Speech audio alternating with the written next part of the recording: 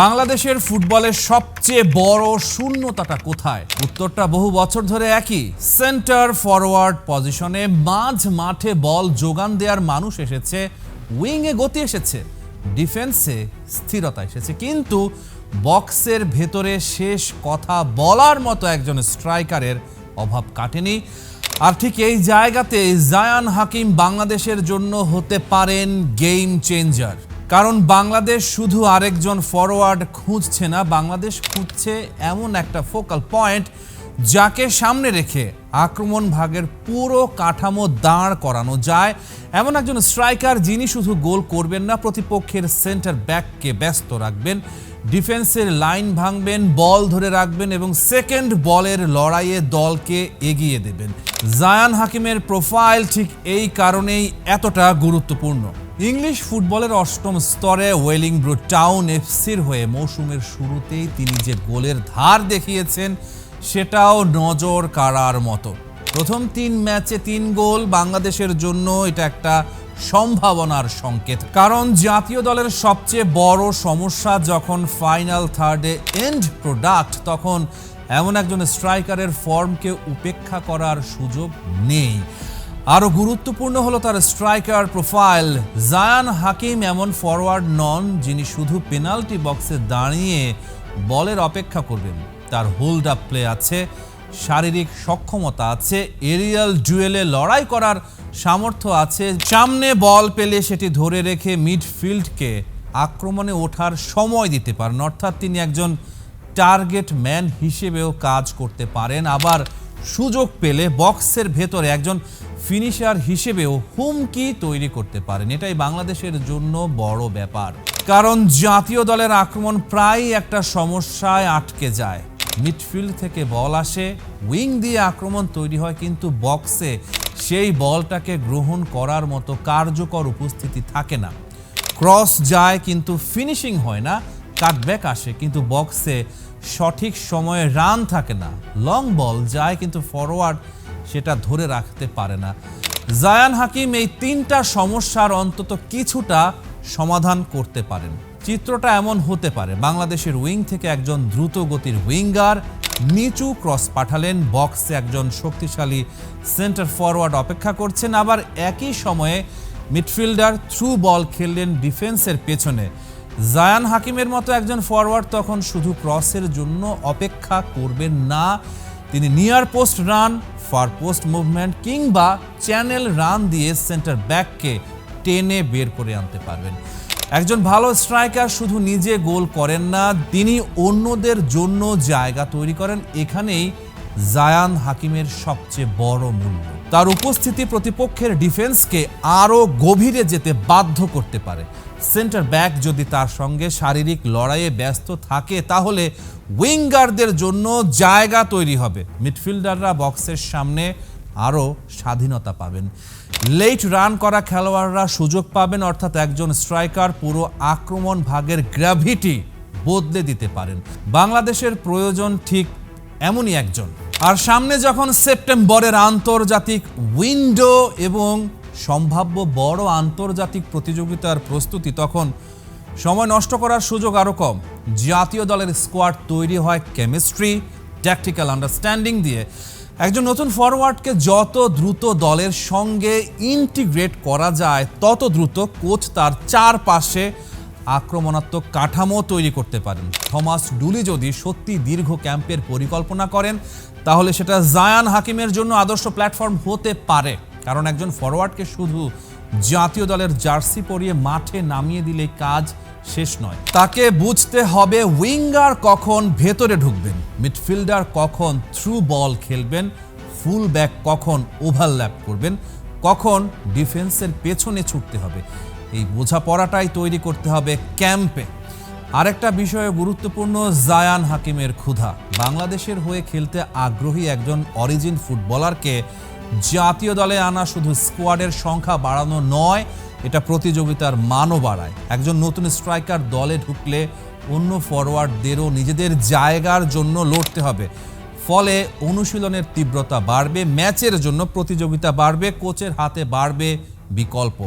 আর বাংলাদেশের মতো দলের জন্য বেঞ্চ থেকে ম্যাচের গতিপথ বদলে দেওয়ার মতো বিকল্প থাকা বিশাল সম্পদ।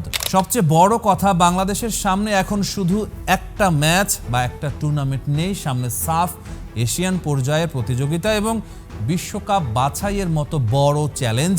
এসব মঞ্চে প্রতিপক্ষ যখন গতি, শারীরিক সক্ষমতা এবং ট্যাকটিক্যাল ডিসিপ্লিনে এগিয়ে থাকে, তখন বাংলাদেশের একজন নির্ভরযোগ্য নাম্বার 9 থাকা অপরিহার্য। জায়ান হাকিম সেই শূন্যস্থান পূরণ করার সম্ভাবনা তৈরি করেছেন। কখনো কখনো এমন কিছু মুহূর্ত আসে, ভবিষ্যৎ দরজায় কড়া নাড়ে, কিন্তু দরজাটা তখনও পুরোপুরি খোলেনি। অ্যাডাম আব্বাস আর জিদান ইউসুফ, দুই তরুণ ফুটবলারকে ঘিরে এখন ঠিক তেমনি এক প্রতীক্ষা। মূল অ্যাসাইনমেন্ট অনূর্ধ্ব-20 এশিয়ান কাপ কোয়ালিফায়ার হলেও তারা কি সত্যিই বাংলাদেশের সিনিয়র জাতীয় দলে খেলার জন্য প্রস্তুত? উত্তরটা হয়তো এখনো চূড়ান্ত নয়, কিন্তু তাদের ঘিরে যে প্রত্যাশা তৈরি হয়েছে তাও অমূলক নয়। অ্যাডাম আব্বাসের গল্পটা বিশেষভাবে আকর্ষণীয়। তিনি দুই উইংয়ে খেলতে পারেন।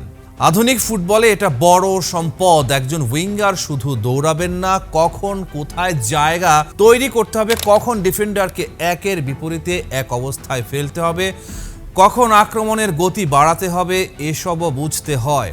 আর আব্বাসকে নিয়ে এরই মধ্যে আলোচনা হচ্ছে, তাকে কি এখনই সিনিয়র দলে নিয়ে আসা যায়? কারণ বয়স ভিত্তিক ফুটবল আর আন্তর্জাতিক সিনিয়র ফুটবল এক জিনিস নয়। অনূর্ধ্ব-20 পর্যায়ে একজন খেলোয়াড় প্রতিভার ঝলক দেখাতে পারেন, কিন্তু জাতীয় দলে সেই প্রতিভাকে চাপ, গতি, শারীরিক লড়াই এবং মানসিক পরিপক্কতার পরীক্ষায় উত্তীর্ণ হতে হয়। অ্যাডাম আব্বাস সেই পরীক্ষার সামনে দাঁড়ানোর মতো সম্ভাবনা দেখিয়েছেন, এটাই এখন সবচেয়ে গুরুত্বপূর্ণ কথা।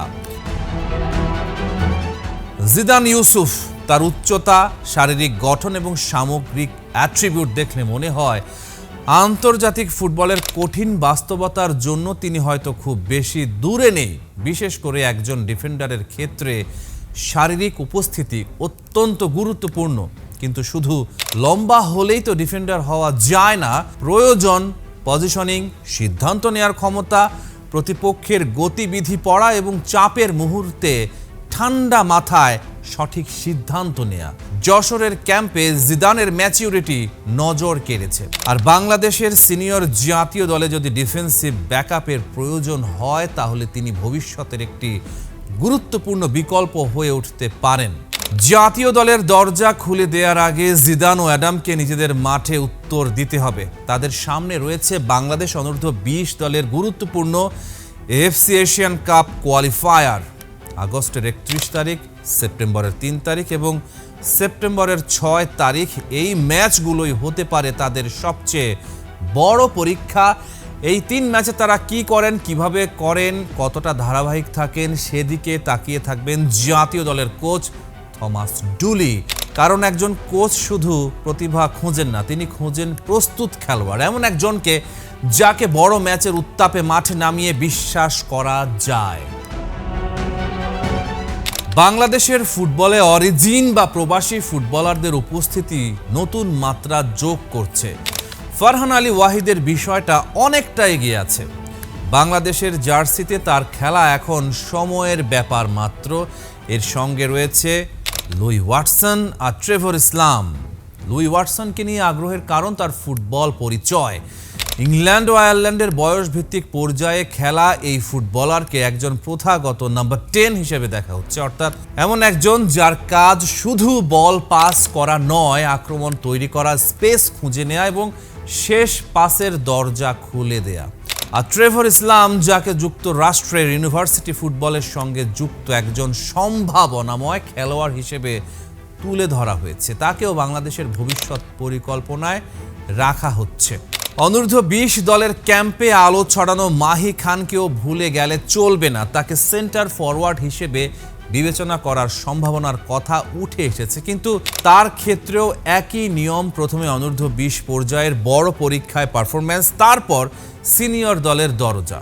আর এখানেই বাংলাদেশের সামনে তৈরি হচ্ছে এক অদ্ভুত সুন্দর দ্বন্দ্ব। একদিকে অভিজ্ঞরা, অন্যদিকে নতুন মুখ থমাস ডুলির সামনে এখন সেই কঠিন কাজ, কাকে কখন সুযোগ দেবেন, কাকে অপেক্ষা করাবেন আর কাকে সরাসরি বড় মঞ্চে নামিয়ে প্রতিপক্ষকে চমকে দেবেন। লাল সবুজের ফুটবল মানেই ছিল রক্ষণের খোলসে ঢুকে থাকা, প্রতিপক্ষের ঝোড়ো আক্রমণ ঠেকিয়ে কোনো মতে গোল এড়ানোর গল্প। কিন্তু দিন বদলেছে, বাংলাদেশ জাতীয় ফুটবল দল আজ আর শুধুই রক্ষণ সামলানো কোনো দুর্বল নাম নয়, মাঠের প্রাণ কেন্দ্র অর্থাৎ মিডফিল্ডে গড়ে উঠছে লাল সবুজের আসল দুর্গ। কিন্তু প্রশ্ন একটাই, দক্ষিণ এশিয়ার গণ্ডি পেরিয়ে আসল চ্যালেঞ্জ যখন সামনে, তখন কি এই পাওয়ার হাউস মান ধরে রাখতে পারবে? এফসি এশিয়ান কাপের মূল পর্বে জায়গা করে নেয়াই এখন বাংলাদেশের ফুটবলের চূড়ান্ত লক্ষ্য। বাংলাদেশের মিডফিল্ড নির্ভর কৌশল কি সাফল্য এনে দেবে? বাস পার্কিং নীতি ঝেড়ে ফেলে বাংলাদেশ এখন খেলছে আক্রমণাত্মক ফুটবল, আর এই কৌশলের মেরুদণ্ড হলো দলের শক্তিশালী মিডফিল্ড। 1980 সালের পর বাংলাদেশ আর এশিয়ান কাপের মূল পর্বে উঠতে পারেনি। বাংলাদেশ দলের লক্ষ্য ফিফা র্যাঙ্কিং দ্রুত 160-এর নিচে নামিয়ে আনা। এশিয়ার পরাশক্তিদের বিপক্ষে পয়েন্ট ছিনিয়ে নেওয়া ছাড়া এই লাফ দেয়া অসম্ভব।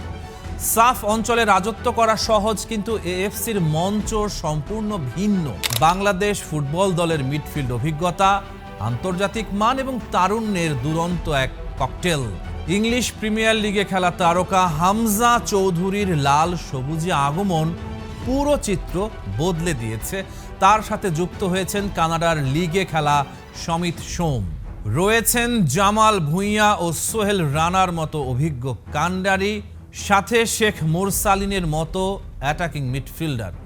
এই সব টিমের সাথে আমাদের টিম তো এখন অনেক বেটার টিম। আমরা এখন এই সাপের চিন্তা আমার মনে হয় আমার করা উচিত না, আমরা করা উচিত না।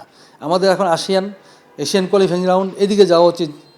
যেহেতু ওয়ার্ল্ড কাপ কিন্তু 48 থেকে আবার 65 হয়েছে না, 64 হয়েছে, সেখানে এখন হয় না, হওয়ার সুযোগ আছে। আমাদের ওইদিকে চিন্তা করা উচিত। এখন আমাদের তো হওয়া উচিত ছিল, আমরা সবার আগে যাওয়া উচিত ছিল। আমরা তো সাপের ভিতরে আমরা পাকিস্তান ইন্ডিয়ার কাছাকাছি তো বড় উপরের দিকে টিম। আমরা চেষ্টা করব আগে, যেহেতু আমাদের লিগ হয়, আমাদের বড় ইনভেস্টমেন্ট আছে বাংলাদেশের ফুটবলে, আমাদের চেষ্টা চেতনা অনেক বেশি। আমরা সাপ বাদ দিয়ে আমরা এখন ওদিকে গেলে আমাদের টিমের স্ট্যান্ডার্ড বাড়বে আরও, স্বাভাবিক কারণে। কারণ লাস্ট কতগুলো ম্যাচ আমরা ভালো খেলেছি, আমরা এশিয়ান কাপ কোয়ালিফাইং রাউন্ডে ভালো খেলেছি। সেই ক্ষেত্রে ওই টেম্পোটা ধরে রাখা উচিত। ধরতে গেলে আমাদের কোথায় খেলা উচিত, সাফে না আসিয়ানে? আমরা আসিয়ান খেলা উচিত। নিচে নেমে রক্ষণ ভাগকে পাহারা দেয়া থেকে শুরু করে এক পাসে প্রতিপক্ষের ডিফেন্স চিরে স্ট্রাইকারদের কাছে বল পৌঁছে দেয়া, সবই তারা করছেন নিখুঁতভাবে। ফিলিপাইনকে অপরাজিত রেখে এশিয়ান কাপে নেয়া হাই প্রোফাইল কোচ থমাস ডুলি কি বাংলাদেশে সেই ইতিহাসের পুনরাবৃত্তি ঘটাতে পারবেন? ডুলির গেম প্ল্যান এবং ফিলোসফি বেশ পরিষ্কার, আক্রমণাত্মক 4-2-3-1 ছক। ডুলির প্রিয় এই ফরমেশনের মূল চালিকা শক্তি হলো মিডফিল্ড। দুজন ডিফেন্সিভ মিডফিল্ডারকে ডাবল ব্লক হিসেবে রেখে সামনে আক্রমণাত্মক উইঙ্গার ও স্ট্রাইকারদের দিয়ে তিনি ক্ষুরধার আক্রমণ শানানোর কৌশলই বেছে নেন। জয়ের মানসিকতা, ডুলির ড্রেসিং রুমের স্পষ্ট বার্তা, আমরা বলের পেছনে দৌড়াবো না, বল নিয়ে প্রতিপক্ষকে দৌড়াবো। সম্মানজনক পরাজয়ের মানসিকতা তিনি পুরোপুরি উপড়ে ফেলেছেন। ডুলির সাফল্যের চাবিকাঠি লুকিয়ে আছে হামজা, জামাল, মোরসালিনদের এই শক্তিশালী মিডফিল্ডের সঠিক ব্যবহারে। মাঝ মাঠ যদি ম্যাচের গতি নিয়ন্ত্রণ করতে পারে, তবে ডুলির সাফল্য সময়ের ব্যাপার মাত্র। দুর্বলতা, একাদশের ওপর অতিরিক্ত নির্ভরতা। হামজা বা সমিতের মতো মূল প্লেমেকার চোট পেলে বা কার্ডের সমস্যায় পড়লে বেঞ্চ থেকে একই মানের ব্যাকআপ পাওয়া কঠিন। শেষ সময়ের মনোযোগ ভঙ্গ, ম্যাচের শেষ 15 মিনিট খেয়েই হারিয়ে গোল হজম করার পুরনো রোগ এখনো পুরোপুরি সারেনি। এশিয়ার পরাশক্তিদের বিপক্ষে 1 সেকেন্ডের ভুলও ডেকে আনতে পারে বিপর্যয়। সাফের তুলনায় এশিয়ান কাপের যোগ্যতা পর্ব এক সম্পূর্ণ ভিন্ন মাত্রার যুদ্ধক্ষেত্র। এখানে প্রতিপক্ষের শারীরিক ও মানসিক তীব্রতা অনেক বেশি। সিঙ্গাপুর, হংকংয়ের মতো দলগুলোর বিপক্ষে খেলতে গিয়ে বাংলাদেশ দেখেছে শেষ মুহূর্তে গোল হজম করে ম্যাচ হারানোর পুরনো অভ্যাস কতটা ভয়ঙ্কর। হংকংয়ের কাছে ঘরের মাঠে 4-3 গোলে হার, সিঙ্গাপুরের কাছে হার, মানসিকভাবে ভেঙে পড়ার ইতিহাস। শেষ 10 মিনিটে দল যেভাবে গুড়িয়ে যায় তা নিয়ে প্রশ্ন তোলে বর্তমান স্কোয়াডের ফিটনেস ও মানসিক শক্তি নিয়েও। Rahman pair, star play.